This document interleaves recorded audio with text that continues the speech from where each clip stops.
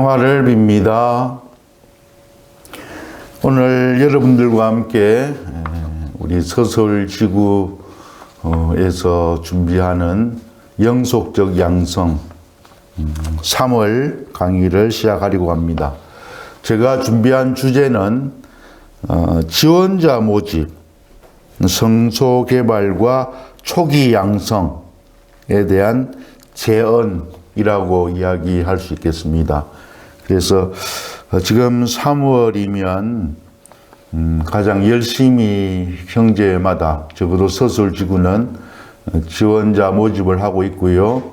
이분들은 곧 4월 또는 5월에 형제마다 환영식, 지원자 환영식을 하면서 새로운 분들을 맞이하게 될 것입니다.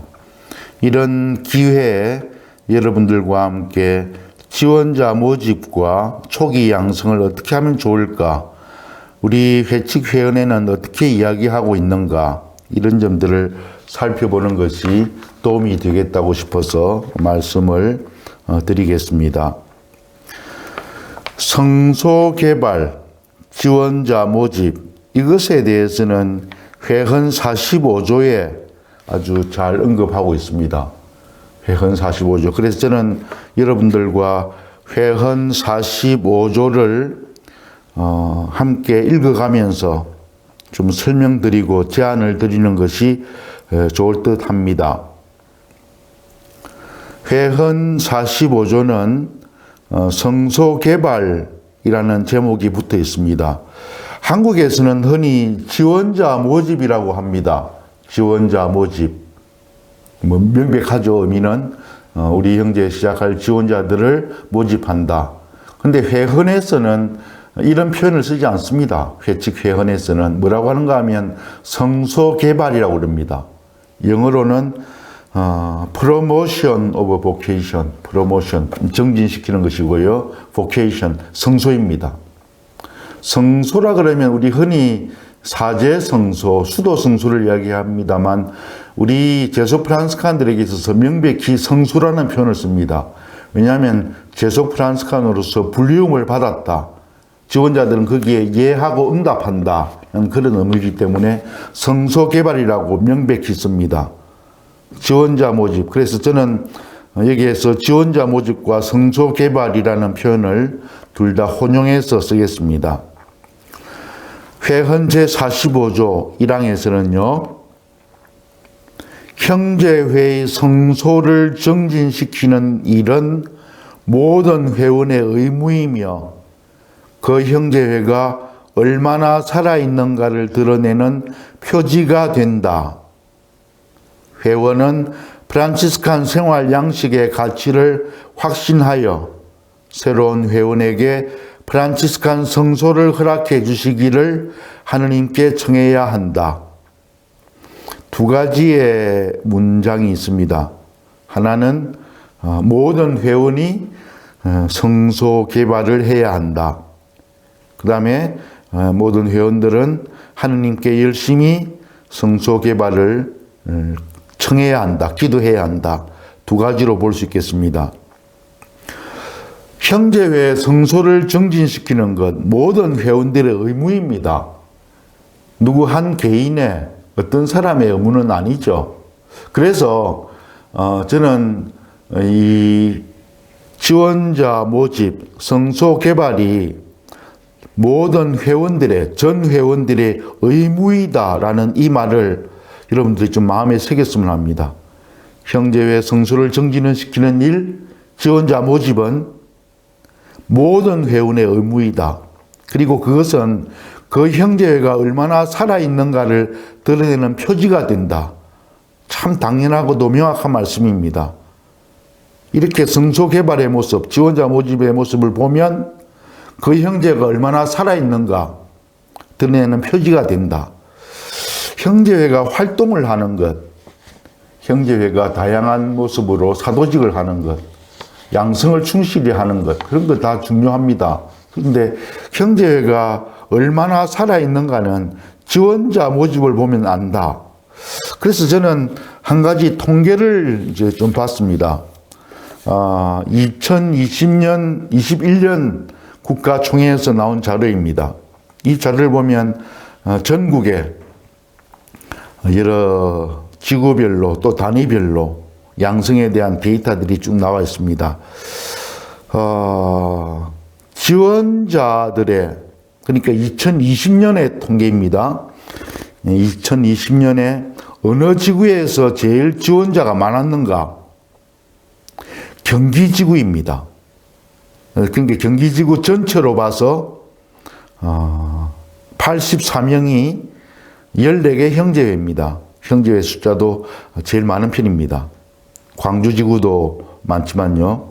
그래서 84명이라는 지원자가 있었고, 두 번째가 의정부지구, 대구지구, 이렇게 이야기할 수 있습니다. 그래서 서서울지구는 33명으로 보고를 했고, 우리 2020년이라 그러면 코로나로 인해서 굉장히 큰 어려움이 있을 때죠. 그럼에도 경기지구는 84명이고 서서울지구는 33명입니다. 강원지구는 4명밖에 없습니다. 강원지구는 4개 형제회밖에 안 되는 자그마한 형제회이고요. 그런 점에서 인구가 많고 신자수가 많다고 하는 서울 쪽에 서서울, 동서울, 중서울 이쪽에는 지원자 숫자가 아주 많은 편은 아닙니다. 오히려 적은 편에 속합니다. 저는 이 숫자를 보면서 서울 쪽에 있는 회원들이 이 회원의 말에 따르면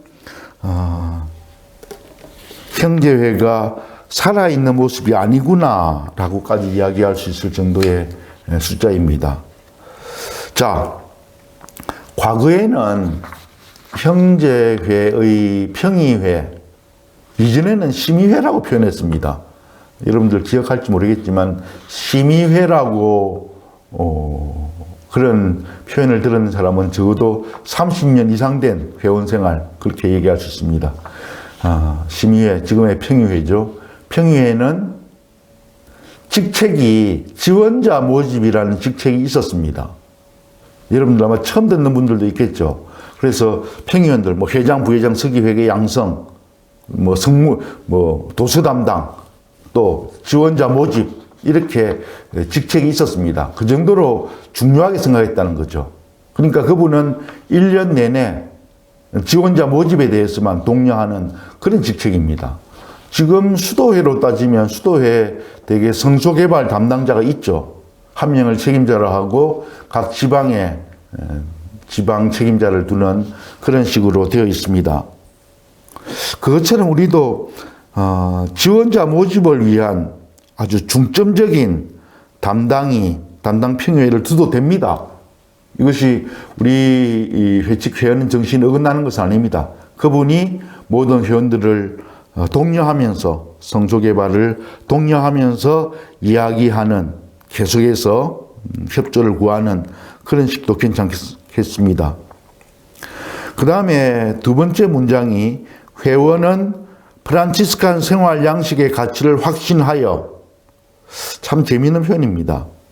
회원은 먼저 자신이 프란치스칸 생활이 참으로 좋다, 참으로 가치가 있다는 것을 확신해야 합니다. 그러기에 지원자들을 모집할 수 있는 거죠.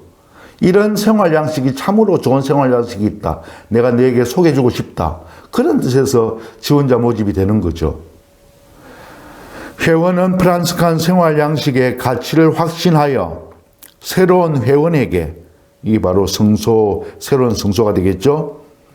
프란치스칸 성소를 허락하여 주시기를 하느님께 청해야 한다. 지원자 모집을 위해서 기도하는 것. 우리 회원들은 선종 회원들을 위해서 기도합니다. 잘하고 있습니다. 선종 회원들을 위해서 위령성월만 아니라 돌아가셨을 때에도 때때로 선종 회원들을 위해서 기도합니다. 좋은 일입니다. 칭찬할 만한 일이죠. 그런데 왜 지원자들을 위해서는 기도하지 않습니까? 프란시스코 성인은 그분의 글에서 항상 그런 말씀을 하십니다.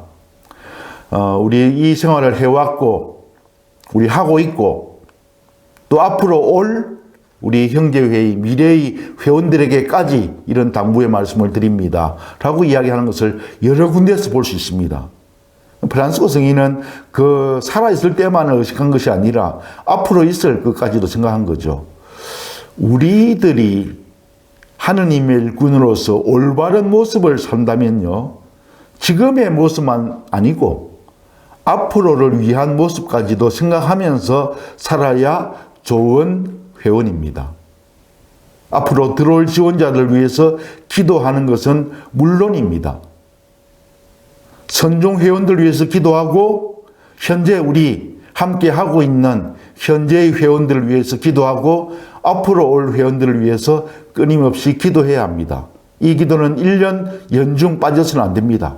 짧은 기도든지 긴 기도든지 기도문을 만들어서 하든지 자신의 말로 하든지 지원자들을 위해서 하느님께 청하는 기도 꼭 해야 한다고 회헌에서는 이야기합니다. 두 번째로 회헌 45조 2항에서는 성소 개발의 가장 좋은 방법은 회원 각자와 형제회의 증거 생활이지만, 참 좋은 표현이죠. 성소 개발은 제일 좋은 방법이 뭐냐? 그는 회원들이 잘 사는 것이다. 그렇게 이야기합니다. 성소 개발의 가장 좋은 방법은 회원 각자와 형제회의 증거 생활이다. 다른 사람들이, 다른 신자들이 우리 형제회를 보고, 우리 회원들을 보고, 참 좋다. 저분들의 모습이 참으로 아름답다. 나도 저렇게 살고 싶다. 하는 것이 성소 개발의 가장 좋은 방법입니다. 그런데 그것은 조금 막연할 수 있으니까 좀 구체적으로 제시하는데요. 평의회는 제속 프란스칸 성소를 촉진하기 위하여 적절한 방법을 활용해야 한다. 평의회는 제속 프란스칸 성소를 촉진하기 위하여 적절한 방법을 활용해야 한다. 저는 적절한 방법이 여러 가지가 있다고 봅니다. 그 중에 한 가지는 제안한 대로 성소 개발, 지원자 모집에 대한 담당자를 정하는 겁니다. 저는 회장이 맡든지, 형제 봉사자가 맡든지, 부회장이 맡으면 좋겠습니다. 그 정도로 중요한 일입니다. 따로 직책을 못 둔다면 그 두 분이 겸직을 했더라도 항상 성소 개발에 대해서 책도 준비하고, 그렇죠. 관심 있는 분이 있으면 형제회에서 좋은 책을 마련하고 팜플렛을 마련해서 언제라도 제공하고 하는 그런 작업들을 해야죠. 형제회가 성소 개발이 없으면 형제회는 죽는 겁니다. 저는 코로나로 인해서 아주 심각하게 우리 인간관계가 손상받았다고 보고, 또 신앙생활에 있어서 형제회 생활에 있어서 손상받았다고 봅니다. 그럴 때 우리가 할 수 있는 최선의 방법을 해야만 형제회가 다시 힘을 내고 살 수 있습니다. 특별히 서울 쪽에 있는 서서울, 동서울, 중서울 이분들의 지원자 모집은 지방에 비해서 훨씬 뒤떨어집니다. 인구는 10배나 많을 겁니다. 그런데 인구나 신자 수에 비해서 지원자 모집은 아주 약합니다. 죽어가는 거죠. 아주 정신 바짝 차리고 의식하지 않으면 정말 우리가 형제회를 망가뜨리는 첫 번째 사람이 될 수도 있다. 성소 개발, 저는 다시 한번 강조드리고 싶습니다. 3월 영속적 양성이니까 우리 모든 회원들이, 평의원들이 아주 전심전력을 다해서 성소 개발 지원자 모집에 충실하게 해주시기를, 그것이 바로 내가 사는 길이고 우리 형제회가 그리고 교회가 사는 방법이 될 것입니다. 두 번째로 말씀드리고 싶은 것은 초기 양성입니다. 회헌 40조에 나오는 이야기를 좀 들려드리고 싶습니다. 회헌 40조에는 우리가 생각하지 못한 내용이 있는 것 같아서 초기 양성, 대개 형제회에서 초기 양성이라 그러면 입회기를 주로 이야기합니다. 지원기는 예비기이고요. 입회기는 본격적인 양성이고 한국의 유기서약기는 한국에서 교육의 목적으로 만든 기관이기 때문에 입회기 2년을 이야기한다고 보면 됩니다. 회헌 40조는 이렇게 되어 있습니다. 초기 양성기는, 입회기는 적어도 1년은 되어야 한다. 국가 규정은 그 기간을 더 늘려 정할 수 있다. 그렇습니다. 한국의 국가 규정은 2년으로 정했습니다. 이 기간의 목적은 성소의 성숙, 프란스칸 성소를 더욱더 키워가는 것. 그리고 형제회 안에서 복음적 생활의 체험, 이 형제회에서 내가 예수님을 따라 살 수 있겠구나. 복음적 생활의 체험, 형제회에 대한 지식 등에 있다.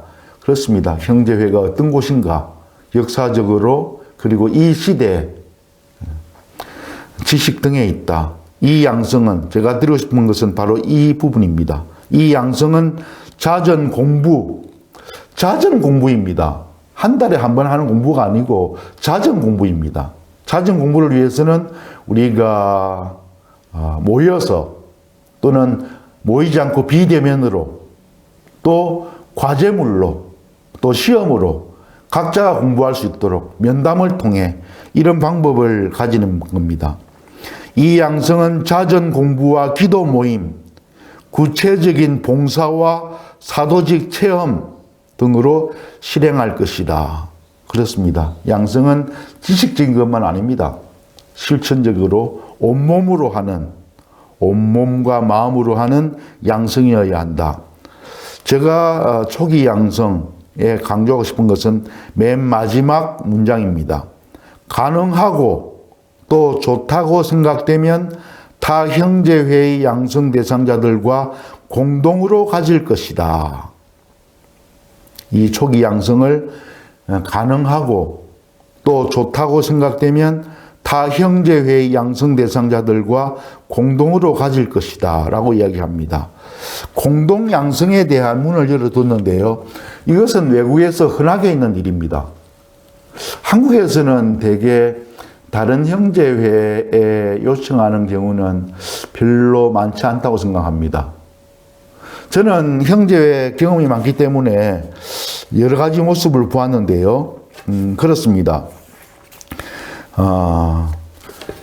양성 담당자가 없어가지고 어려움을 겪는 경우가 있습니다.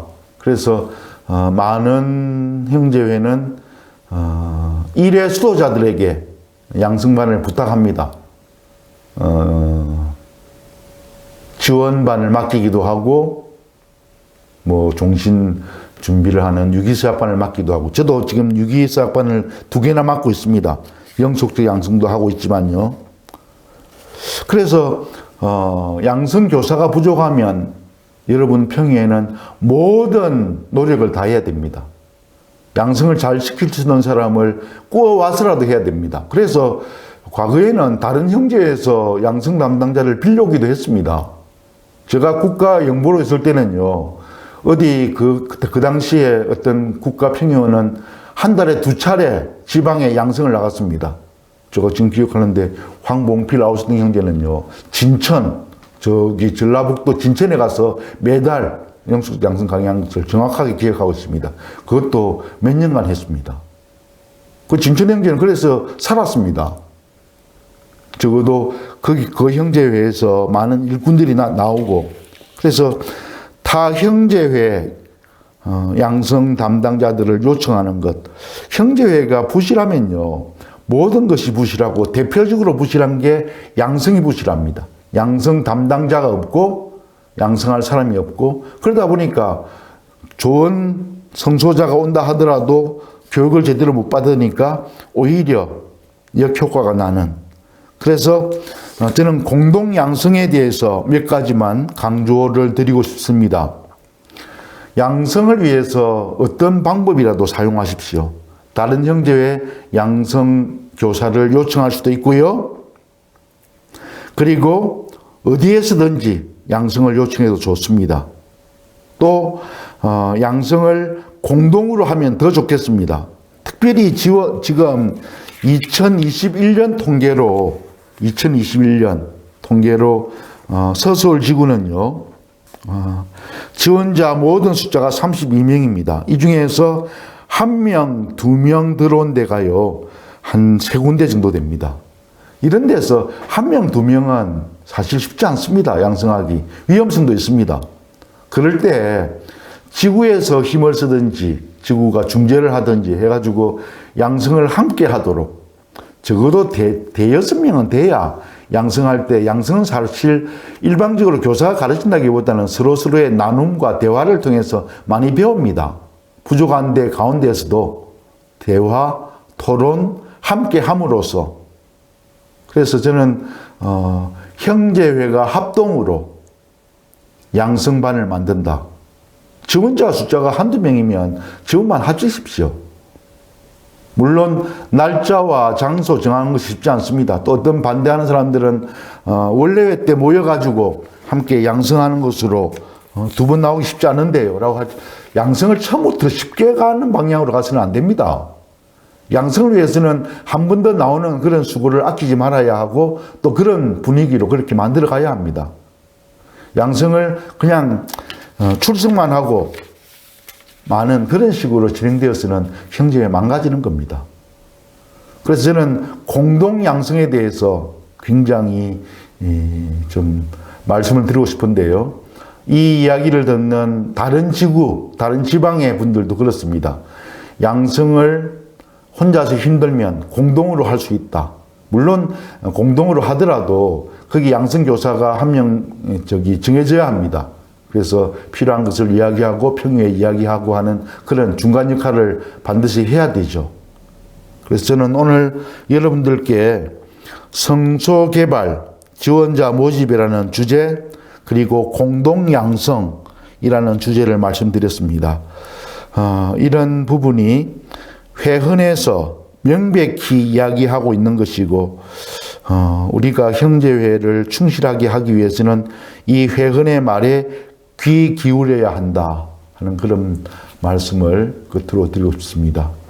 성소개발 열심히 합시다. 그리고 양성에 대해서 충실하게 해야만 우리가 우리의 본연의 모습을 갖출 수 있을 겁니다. 평화를 빕니다.